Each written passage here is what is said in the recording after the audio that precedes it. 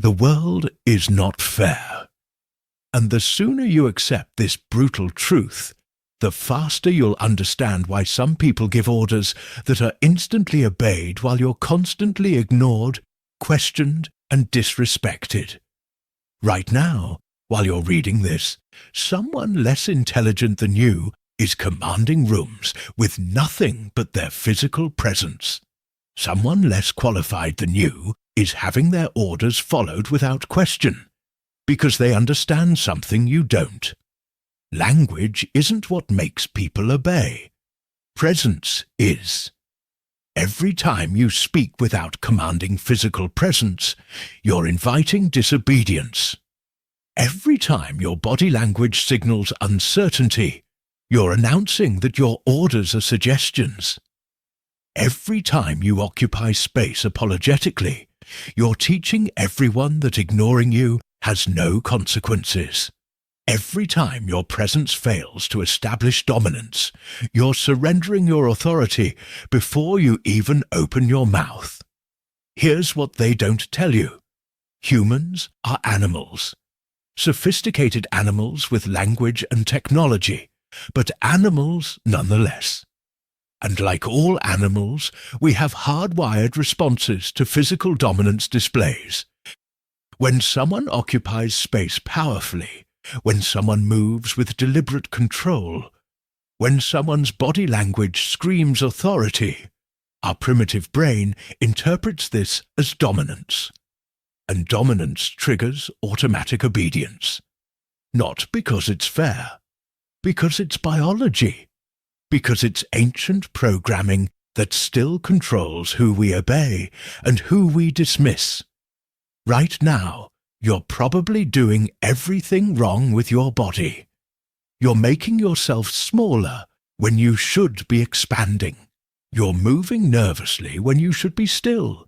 You're using apologetic gestures when you should be commanding.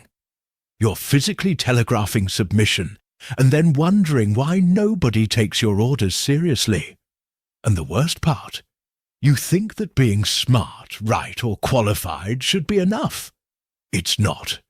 A person with mediocre ideas but dominant presence will have their orders followed while you, with brilliant ideas but weak presence, will be ignored. Because humans don't obey logic. They obey perceived power. And perceived power is communicated through body language before you say a single word. Machiavelli lived in Renaissance Italy, where princes commanded armies and territories through physical presence as much as strategy. He watched weak-bodied intellectuals get ignored, while physically commanding leaders had their orders followed without question. And he understood a truth that separates those who command from those who beg. Those who control their physical presence control others. Those who master body language establish obedience before speaking. This isn't about being tall or physically imposing. This is about understanding that your body is a weapon in the psychological warfare of authority, that how you stand, move, gesture, and occupy space determines whether people obey or ignore you. And if you don't learn to weaponize your presence, you'll spend your entire life being physically dominated by people who understand what you don't. Now, I want you to drop this affirmation in the comments. I refuse to be psychologically dominated by others. The ruthless reality of physical authority Machiavelli understood this 500 years ago. In a world where authority was constantly challenged, those who won weren't always the smartest or most strategic.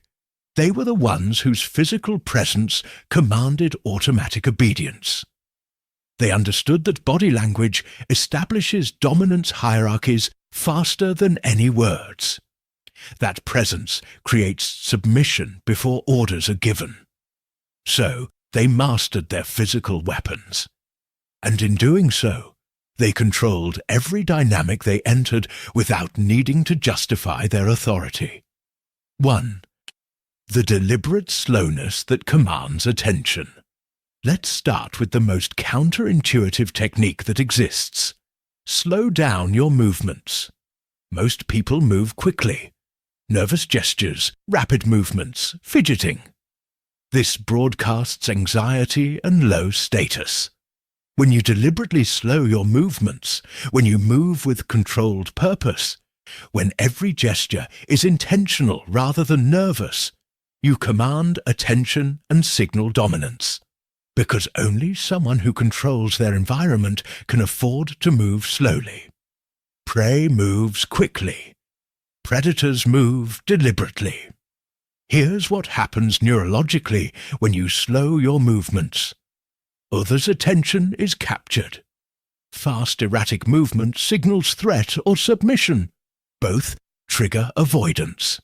Slow, deliberate movement signals control and confidence. This triggers attention and submission. When you reach for something slowly, when you turn your head with deliberate control, when you gesture with measured precision, you're communicating that you have all the time in the world because you control the situation. Most people think moving quickly shows efficiency and energy. It doesn't. It shows anxiety and lack of control. When you slow your movement deliberately, when you move like you have infinite time because you're the most important thing in the room, you establish dominance through pace. Fast movements are submissive. Slow movements are dominant. Think about action movies. The villain moves slowly, deliberately. The nervous subordinate moves quickly, erratically. This isn't coincidence. Directors understand that movement speed signals power hierarchy. When you adopt the slow, deliberate movement of someone in control, you trigger the same psychological response in real life. Machiavelli once said, "The wise man does at once what the fool does finally." And fools move with nervous speed because they're reactive. Wise people move with deliberate slowness because they're in control. Your movement speed tells everyone whether you're responding to your environment or controlling it. Here's the ruthless truth. When you slow your movements deliberately, when you gesture with measured control, when you turn and reach with purposeful precision, you force others to match your pace. You control the tempo of the interaction. And whoever controls tempo controls the dynamic.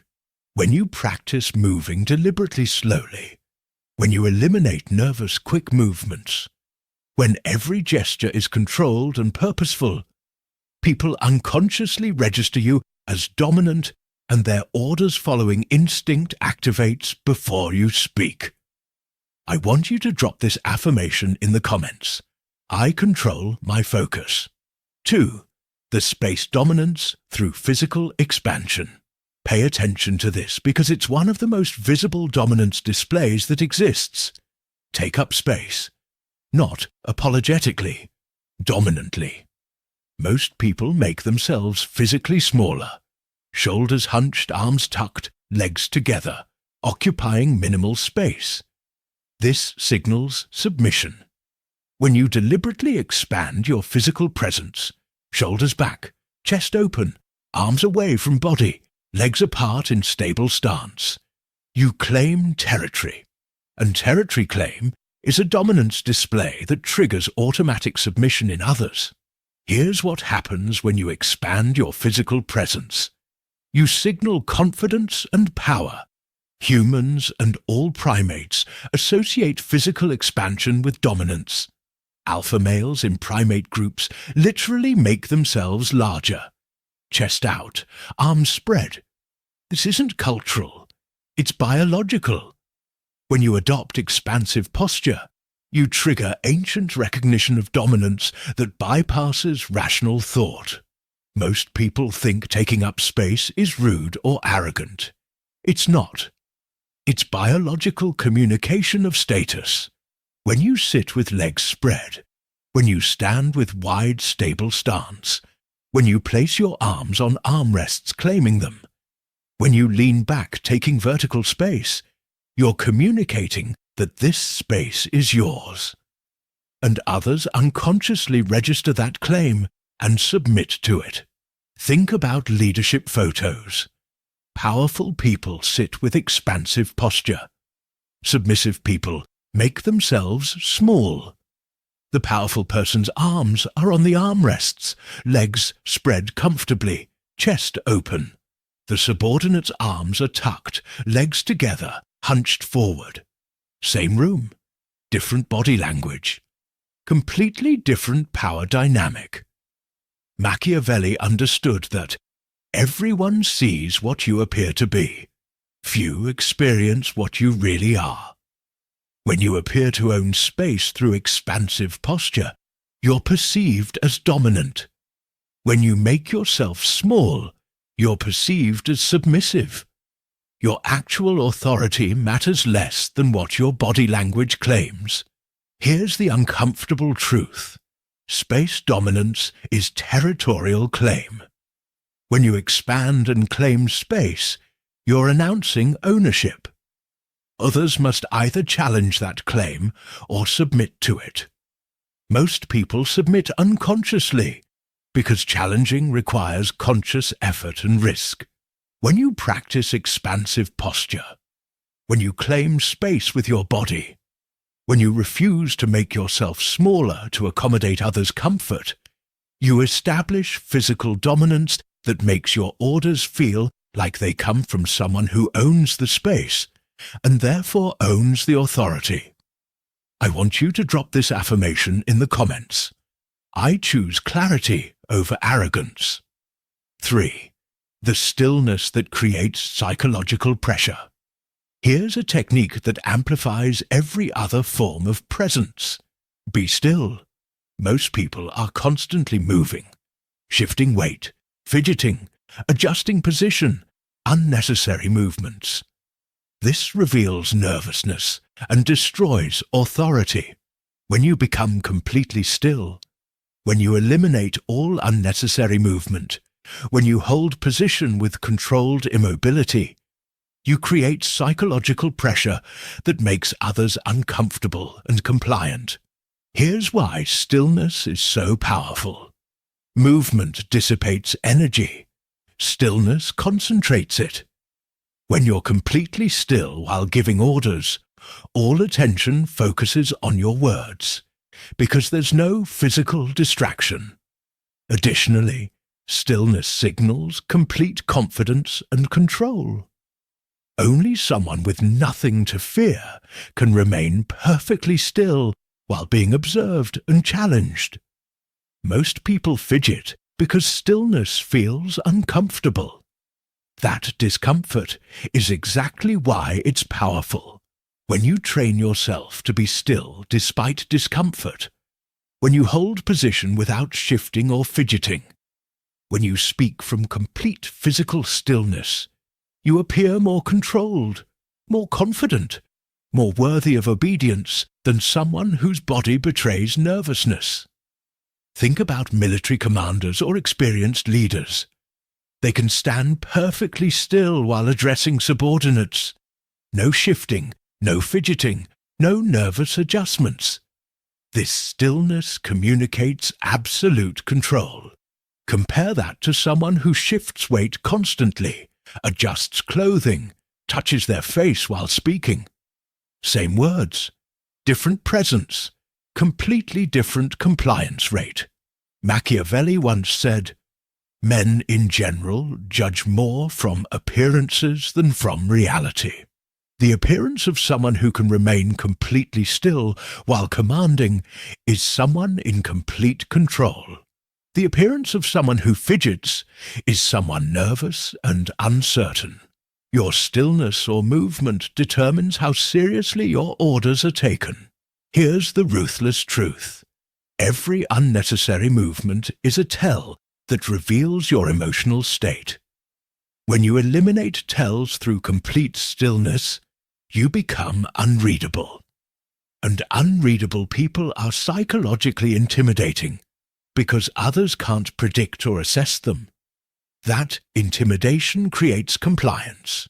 When you practice stillness while speaking, when you eliminate fidgeting and unnecessary movements, when you can hold position with statue-like control, you create psychological pressure that makes people uncomfortable enough to comply with your orders just to relieve the tension your stillness creates. I want you to drop this affirmation in the comments. I refuse to be psychologically dominated. 4. The downward head tilt of authority. Pay attention to this subtle but devastating technique. Tilt your head slightly downward when speaking to others, forcing them to look up to meet your eyes. This creates a physical power dynamic where they're literally looking up to you. Combined with slight chin elevation, this head position signals dominance and triggers submission. Not because it's fair, because it's primate hierarchy communication that still works on humans. Here's what happens when you position your head this way. You force others into a submissive physical position. Looking up is associated with seeking approval from those above. Looking down is associated with granting or withholding that approval. When you force others to look up to meet your gaze by slightly lowering your head and raising your chin, you establish visual hierarchy that translates to authority. Most people hold their head at neutral or even tilt upward when speaking, especially when uncertain. This submissive head position undermines any authority their words might carry. When you deliberately adopt the slightly downward head tilt with chin raised, you physically claim superior position in the hierarchy. Think about how authority figures naturally position themselves. Judges literally sit elevated, forcing defendants to look up. Parents look down at children. This physical positioning reinforces authority. You can create the same effect through head position alone. Even when heights are equal, the person with head tilted down and chin raised appears to be above the other person. Machiavelli understood that he who controls perception controls power. When you control the physical positioning of interaction through head tilt, you control the perception of hierarchy. The person forced to look up perceives you as above them, and that perception creates reality in terms of compliance. Here's the uncomfortable truth. Physical positioning determines psychological hierarchy. When you position your head to force others to look up, you're establishing dominance through the same mechanism that makes subordinates literally look up to superiors. It's manipulation of primate hierarchy instincts. When you practice the slightly downward head tilt with raised chin, when you force others to adjust their gaze upward to meet yours, when you use physical positioning to establish hierarchical superiority, your orders are received as coming from above, which increases automatic compliance. I want you to drop this affirmation in the comments. I choose power over passivity. For if the powerful pause.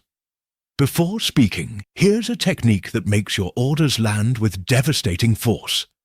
Pause before speaking. When someone asks you a question, or when you're about to give an order, don't respond immediately. Pause. Let silence hang. Let them wait. Then deliver your words. This pause does something powerful. It demonstrates that you speak when you choose to, not when others expect you to. It signals that your words are valuable enough to wait for. And it creates tension that makes people eager to receive and obey your words when they finally come. Here's what happens psychologically during the pause. The other person experiences uncertainty. They're waiting for your response. That waiting creates mild anxiety.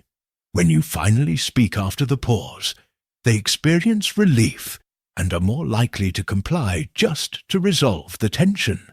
Additionally, the pause signals that you're not reactive, You respond when you choose to, not when prompted. Most people respond immediately when spoken to because silence feels uncomfortable. But that immediate response signals that you're controlled by others' timing. When you pause before responding, when you let silence exist before you speak, when you demonstrate that words leave your mouth on your schedule, you establish that you control the interaction's pace. Think about powerful people in negotiations or confrontations. They don't respond immediately. They pause. They think. They let silence create pressure. Then they speak with weight. Compare that to someone who jumps to respond the instant they're addressed. The first commands respect.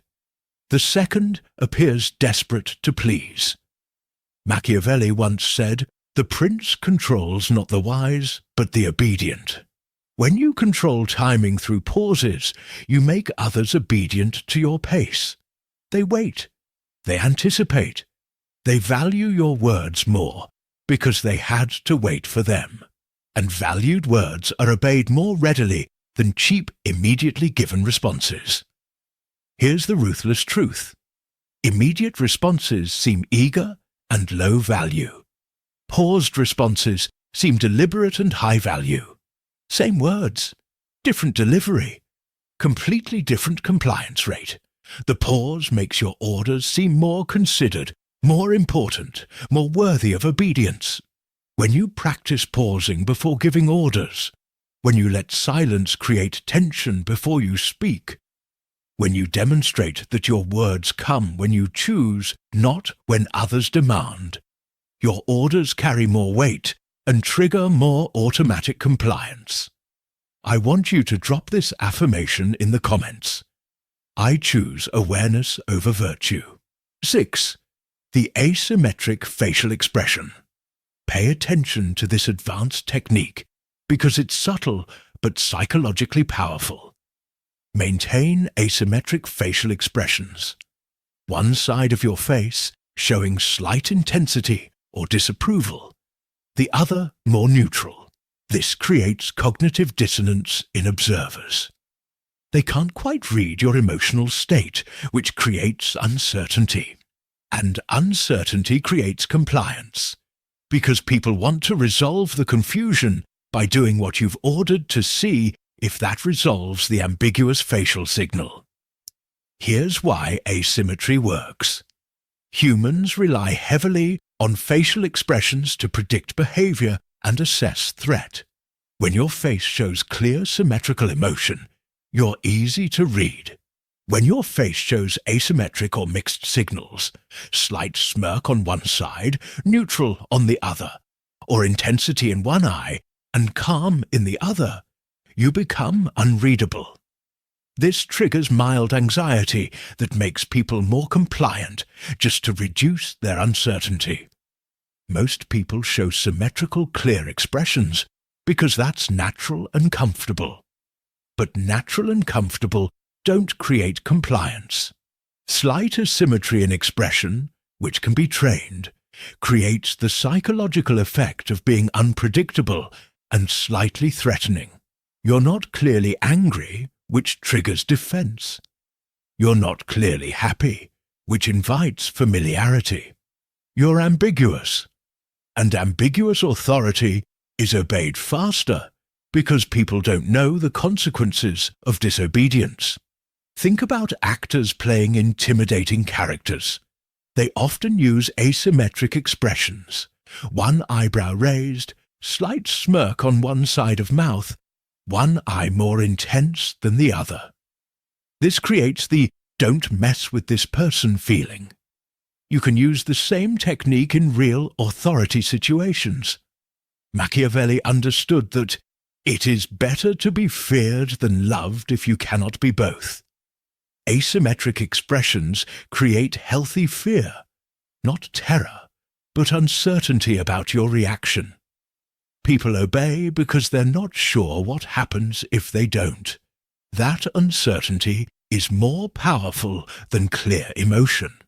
Here's the uncomfortable truth. When people can clearly read your emotions, they can predict and manipulate you. When your expressions are slightly asymmetric and ambiguous, you're unpredictable. And unpredictability increases compliance because people take the safe route of obeying rather than risk finding out what happens if they don't.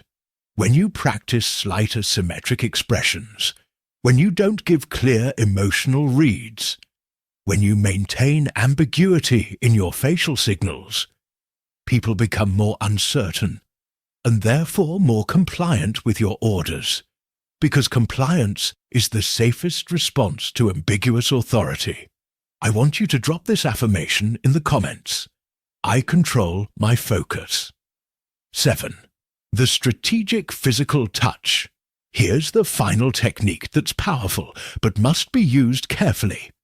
Strategic physical touch that establishes dominance. Not aggressive, not inappropriate. Strategic placement of hand on shoulder, arm or back when giving orders. This physical touch does something primal. It establishes that you have the right to enter their personal space. And if you have that right, you have authority over them. The touch itself becomes a dominance display that increases order compliance. Here's why strategic touch works. Personal space is territorial. When you touch someone during an order, hand on shoulder while saying, I need you to do this, light touch on arm while giving instruction, you're breaching their territory with confidence. That breach, if not resisted, establishes hierarchy. You had the right to touch them. They accepted it. That acceptance is submission. Future orders are obeyed more readily because the dominance was established through the touch. Most people avoid touching others when giving orders because it feels aggressive or inappropriate. But strategic brief touch in appropriate contexts, professional settings, not inappropriate areas, actually increases compliance significantly. The key is confidence. The touch must be matter of fact, not uncertain. Uncertain touch gets rejected. Confident touch gets accepted and establishes authority. Think about coaches, mentors, military leaders. They use touch when giving direction. Hand on shoulder, pat on back while instructing. This touch reinforces their authority and increases compliance. Compare that to someone who maintains rigid physical distance while giving orders. The touching authority gets better compliance because they've established through touch that they have the right to direct you. Machiavelli would understand that physical dominance displays, including strategic touch, establish authority faster than words. When you demonstrate through confident touch that you have the right to enter someone's space, you're demonstrating authority. And demonstrated authority is obeyed more readily than claimed authority. Here's the ruthless truth. Strategic touch is a dominance display. When executed with confidence in appropriate contexts, it establishes hierarchy that makes orders feel like they're coming from someone with legitimate authority over you. The touch itself is the authority demonstration. When you use strategic brief touch when giving orders, hand on shoulder, arm or upper back, when the touch is confident and matter of fact, when you demonstrate through the touch that you have the right to direct them, compliance increases dramatically because the physical dominance was established before the order was even fully given. I want you to drop this affirmation in the comments. I am untouchable in thought. Master your presence or be ignored by everyone. If you don't master body language and physical presence as weapons of authority, you'll spend your entire life having your orders questioned, ignored and disobeyed, while watching less intelligent people command automatic compliance. This isn't about fairness. This isn't about deserving respect. This is about understanding that humans are animals who respond to physical dominance displays whether they realize it or not. Stop moving quickly when deliberate slowness commands attention. Stop making yourself small when space dominance establishes authority. Stop fidgeting when stillness creates pressure. Stop positioning your head neutrally when downward tilt forces submission. Stop responding immediately when powerful pauses increase word value. Stop showing clear, symmetrical emotions when asymmetry creates uncertainty. Stop avoiding touch when strategic touch establishes dominance. Start moving with deliberate, controlled slowness. Start expanding your physical presence and claiming space. Start becoming completely still when giving orders. Start tilting your head slightly down with raised chin. Start pausing before speaking to create tension.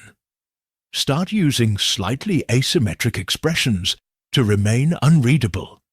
Start using strategic, confident touch when giving direction. Machiavelli understood centuries ago that physical presence establishes authority before words are spoken. That body language determines whether you're obeyed or ignored. That humans respond to dominance displays the same way all primates do, with automatic submission. Those who master their physical weapons command without effort. Those who ignore body language beg for compliance they'll never receive. Don't trade authority for the comfort of natural body language. Don't sacrifice compliance because physical dominance displays feel unnatural. Don't give away power through weak presence.